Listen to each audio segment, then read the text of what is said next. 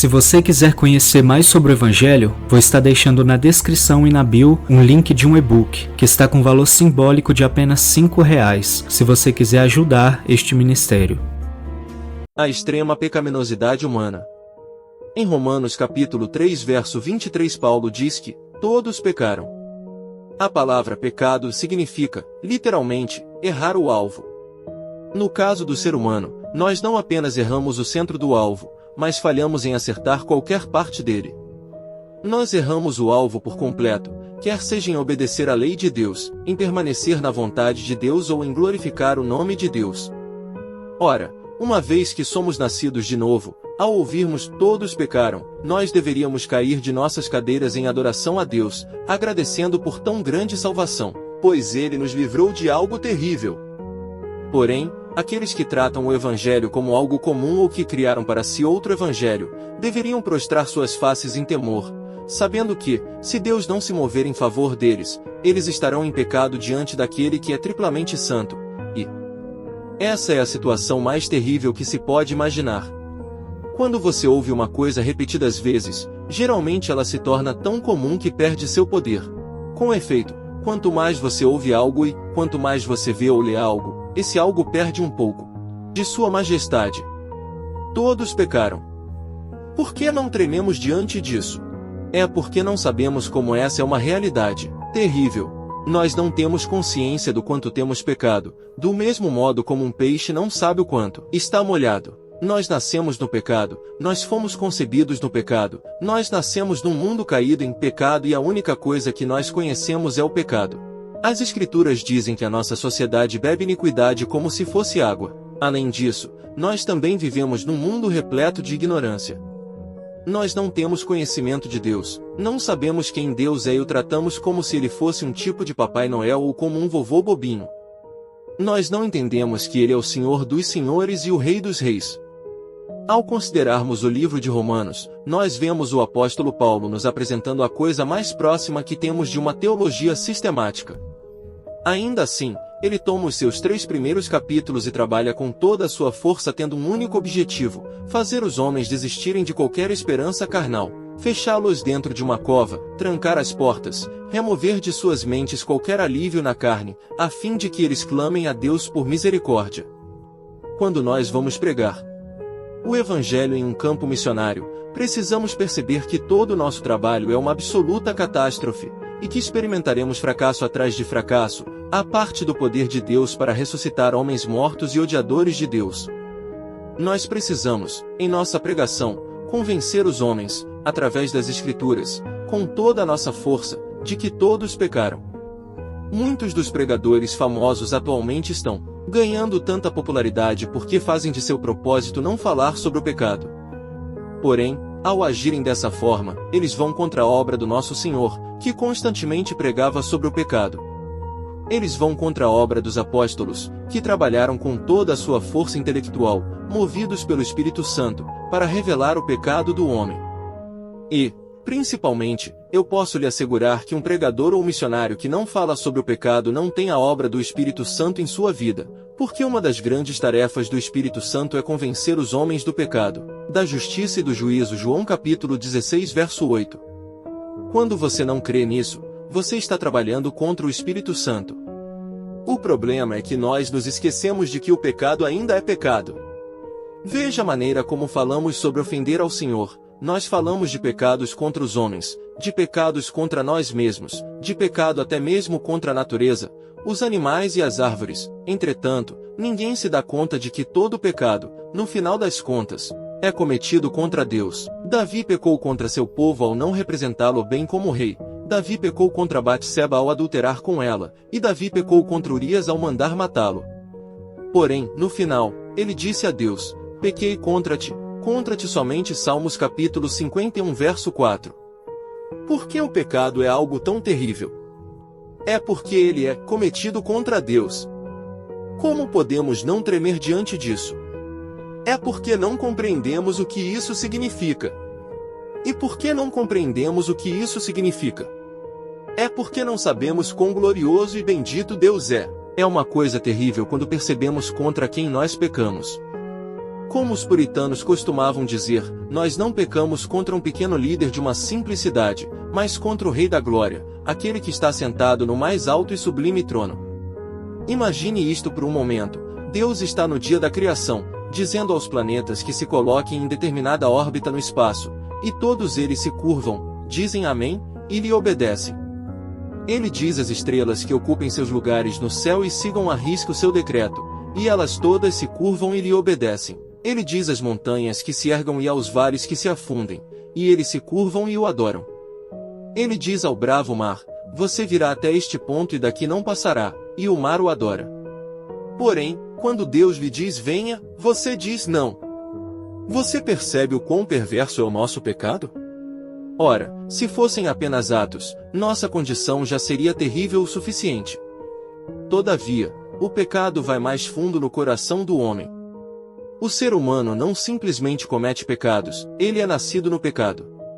Nós somos podres e corrompidos desde o início. Viu o Senhor que a maldade do homem se havia multiplicado na terra e que era continuamente mal todo o desígnio do seu coração. Gênesis capítulo 6 verso 5. Era continuamente mal. Se eu pudesse expor, agora mesmo, o seu coração e cada pensamento que você já teve, desde o seu primeiro levantar até este exato momento, não os seus feitos, mas somente os seus pensamentos, e pudesse colocá-los num vídeo e os exibir aqui neste auditório, você fugiria e nunca mais mostraria sua face a mim. Por que você tem pensado coisas tão doentias e tão pervertidas que não poderia compartilhá-las sequer com seu amigo mais próximo? Na verdade, se seu amigo mais próximo conhecesse alguns dos pensamentos que você teve a respeito dele, ele não seria mais seu amigo. E o motivo pelo qual eu tenho certeza disto não é porque sou um profeta, mas porque isso é o que a Escritura diz, e porque eu também sou um homem como você. Eu posso dizer a mesma coisa sobre cada ser humano do planeta. Todos nós gastaríamos toda a nossa energia para esconder o que se passou pela nossa mente apenas na última hora. Não me diga que a palavra não está certa quando ela fala sobre todos os homens terem pecado, porque todos os homens são, de fato, pecadores.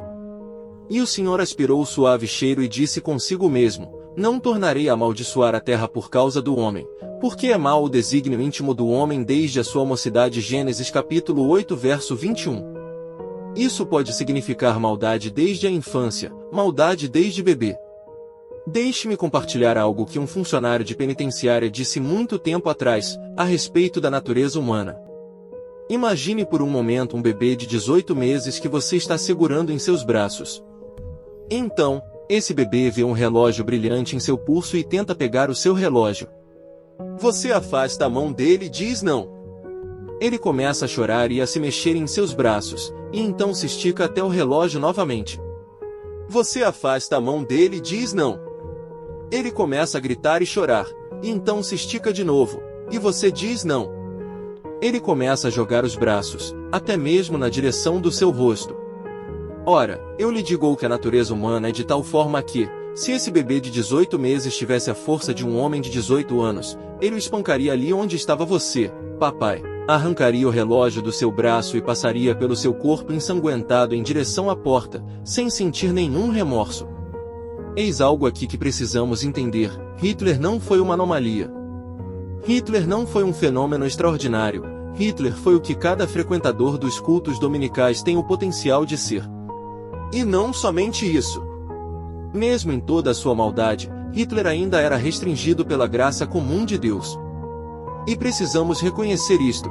Quando não éramos convertidos, se não fosse pela graça comum de Deus nos restringindo, nós faríamos com que Hitler parecesse um coroinha. Nós não entendemos o que a palavra ensina sobre a extrema maldade dos homens. E se você disser, eu não concordo, isso é porque você aprendeu o suficiente para estar no cristianismo, mas não para crer na Bíblia. O testemunho das Escrituras contra você e todos os homens é este: nós nascemos com a maldade, nós somos maus. Acaso você precisa ensinar uma criança a mentir? Você precisa ensinar uma criança a ser egocêntrica? Você precisa ensinar uma criança a ser egoísta? Você precisa ensinar uma criança a ser bruta com outras crianças? Elas aprendem isso por si mesmas. Deixe-as livres, deixe de discipliná-las e veja o que terá em 10 anos, Um verdadeiro monstro. Por quê? Porque o que a palavra diz é verdade. Eu nasci na iniquidade, e em pecado me concebeu minha mãe. Salmos capítulo 51 verso 5. E quantos de nós não tapamos os ouvidos, dizendo, eu não quero escutar isso. Não quero escutar isso, da mesma maneira que uma pessoa morrendo de câncer permanece em negação, recusando qualquer tratamento? A primeira coisa que devemos abraçar é que todos os homens nascem em pecado e entregues ao pecado, e esse é o motivo de todos os homens nascerem odiando a Deus. Alguém pode retrucar que nunca odiou a Deus, mas ele não percebe que, se isso fosse verdade, a Bíblia estaria mentindo para nós. Absolutamente todo homem odiou a Deus em seu estado não convertido, porque a Escritura declara que outrora, éreis, inimigos, Colossenses capítulo 1 verso 21. E que éramos, por natureza, filhos da ira, Efésios capítulo 2 verso 3. Outro pode contestar, alegando que ama a Deus desde pequeno. No entanto, o que amávamos era uma imagem de Deus criada por nossa própria mente, e era isso que amávamos, de tal modo que, se alguém nos apontasse o Deus da palavra, nós rapidamente ficaríamos irados, dizendo, eu nunca poderia amar um Deus como esse. Já perdi as contas de quantas vezes alguns bons membros de igreja me disseram que amaram a Deus por toda a vida e, depois de eu sentar com eles apenas por 30 minutos para expor na palavra algumas crenças cristãs históricas sobre Deus, eles diziam, assustados, esse não é o meu Deus, e eu tinha que responder, claro que não, mas é o Deus da palavra. O profeta Isaías usa palavras aterradoras ao falar da condição do homem, mas todos nós somos como imundo, e todas as nossas justiças, como o trapo da imundícia, todos nós murchamos como a folha, e as nossas iniquidades, como um vento, nos arrebatam. Isaías capítulo 64 verso 6. Você já viu alguma vez um leproso? Já sentiu o cheiro de um leproso? Se um leproso do pior tipo tentasse ir à sua igreja, você sentiria seu cheiro antes mesmo de ele sair do estacionamento. Ele seria uma massa de carne podre, fluido corporal, pus e sangue. Quando Isaías diz que todos nós somos como o imundo, é possivelmente a isso que ele se refere.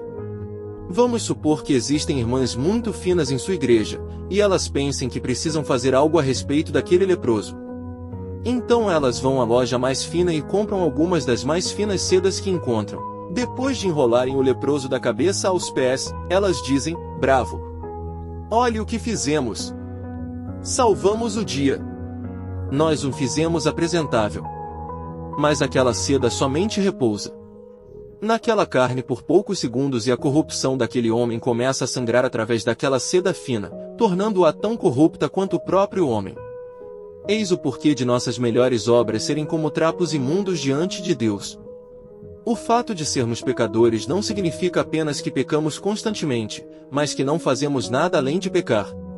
Tudo o que fazemos é pecaminoso diante de Deus. Nós corrompemos até as nossas boas obras, de modo que, segundo Salomão, até mesmo a lavoura dos ímpios é pecado. Provérbios capítulo 21 verso 4. Por que tais obras não são feitas por fé? Romanos capítulo 14 verso 23, nem para a glória de Deus. 1 Coríntios capítulo 10 verso 31. Muito da psicologia moderna fala a respeito de se sentir bem com quem você é. Entretanto, não é isso que eu quero que você seja salvo de quem você é e do que você tem feito. Todos nós, antes da conversão, tínhamos um coração de pedra, um coração odiador de Deus, um coração maligno, nascido no pecado e dado ao pecado. Esse é o testemunho da palavra. Os homens antigos ouviam isso ser pregado constantemente, mas parece que as novas gerações não podem suportar a verdade, antes, preferem ser enganadas e pensar bem de si mesmas. Contudo, um homem que não aceita a sua própria doença não pode ser curado. Um homem que não tem todas as suas esperanças moídas a respeito de seus próprios méritos, valor e justiça pessoal não pode voltar-se para Cristo. Nós precisamos entender que estamos destituídos de qualquer valor e que há somente um Salvador, e seu nome é Jesus. O problema é que, hoje em dia, é tudo sobre o ego. Os homens são cheios de ego. Precisamos entender que os homens não necessitam de mais autoestima. De fato, eles precisam perceber que esse é exatamente o seu maior problema. Eles precisam, na verdade, estimar o único que é digno de estima, Deus, e entregar-se a Ele. No entanto, para viverem, crerem e pregarem dessa forma, os homens devem saber quem Deus é. Paulo expressa nossa extrema pecaminosidade de modo eloquente na carta aos Romanos: não há justo, nenhum sequer. Romanos capítulo 3 verso 10. A palavra justo é sinônimo de um reto, referindo-se a um padrão. Para ser justo, você tem que estar perfeitamente alinhado a certo modelo, e, se você não está moldado àquele padrão de retidão, você está distorcido. Em outras palavras, você está pervertido. O padrão é a natureza de Deus e a lei de Deus. O problema é que a Bíblia diz que ninguém, absolutamente ninguém, pôde jamais se conformar ao padrão da santa natureza de Deus e ao padrão da santa lei de Deus. Todos nós nos tornamos distorcidos e deslocados. Paulo continua, dizendo que não há quem entenda, não há quem busque a Deus. Se você alguma vez realmente buscou a Deus, é apenas porque ele o buscou primeiro. O texto prossegue deixando clara nossa maldade: todos se extraviaram, almas se fizeram inúteis, não há quem faça o bem, não há nenhum sequer. Romanos capítulo 3 verso 12. Quantas pessoas, mesmo aquelas que se colocam na esfera do cristianismo, dizem que irão para o céu porque não são tão más? Elas dizem que irão para o céu porque são boas, mas qual é o testemunho das Escrituras? Não existe alguém bom, nenhum sequer, absolutamente nenhum.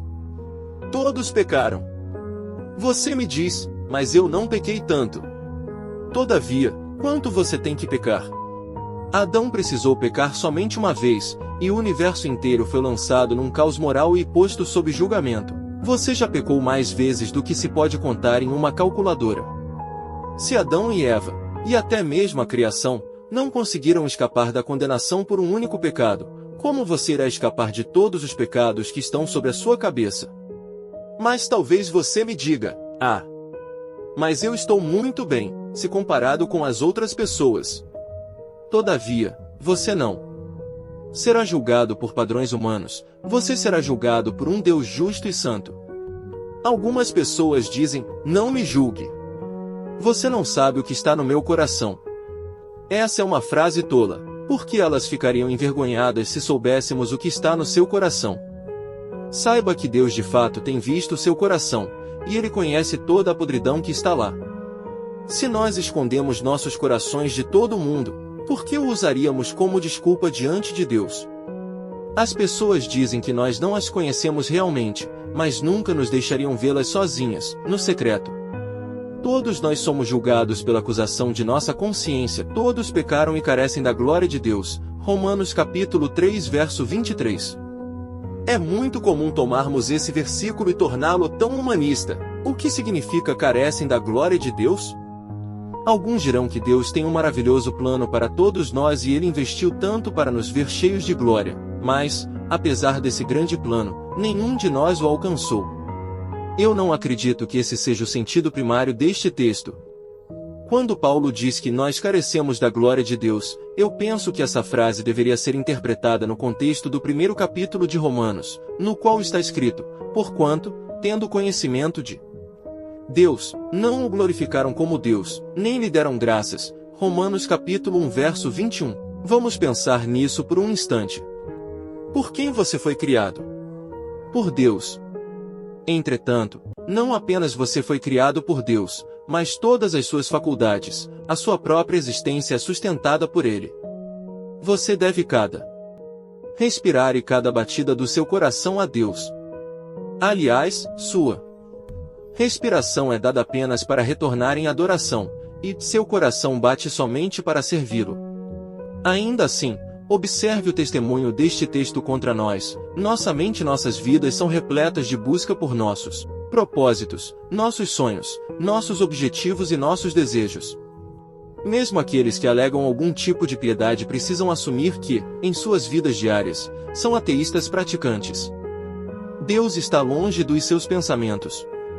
Quando estão trabalhando, quando estão nas fábricas, quando estão no campo, quando estão em casa, Deus é o centro de seus pensamentos. Tudo o que eles estão pensando e tudo o que estão fazendo para a glória de Deus? Então você me diz: ninguém é desse jeito. É justamente aí que quero chegar. Todos pecaram, todos carecem da glória de Deus. Por que os homens são tão vazios, tão miseráveis e tão sem propósito? Não é incrível que os cristãos da América sejam os mais saudáveis e mais protegidos cristãos que já existiram na história, e, ainda assim, 85% do que se vende nas livrarias cristãs dizem respeito a quão vazios nós somos? Você quer saber por que somos vazios? Primeiramente, a grande maioria daqueles que se chamam cristãos não é convertida de verdade. Em segundo lugar, até mesmo aqueles que são cristãos estão vazios porque não têm comido do melhor alimento. Jesus disse: "Uma comida tenho para comer, que vós não conheceis. A minha comida consiste em fazer a vontade daquele que me enviou e realizar a sua obra." João 4.32,34. Nossa comida tem sido ganhar terras neste planeta, sucesso, conforto, fama, lazer, juventude e beleza. Sempre nós, eu. E, quanto mais temos de nós, mais vazios somos, porque fomos feitos para outra coisa, melhor dizendo, fomos feitos para outra pessoa. O resumo de tudo é que nós nos tornamos distorcidos e deslocados. Não apenas pecamos, não apenas estamos separados de um Deus santo e justo, mas todo o nosso propósito foi retirado de nós, pois todos pecaram e carecem da glória de Deus. Bem, agora temos um problema. A maior bênção que você jamais poderia ouvir é também o maior terror que jamais poderia cair sobre você. E o que é? Deus é justo. Você diz: "Isso é bom, eu quero um Deus justo." Eu não iria querer um ser todo-poderoso que é mau. Eu quero um Deus justo. Essas são boas notícias. Na verdade, não são, porque você não é justo. Eis o problema: ele é um Deus justo e, sendo um Deus justo e o juiz de toda a terra, ele agirá corretamente.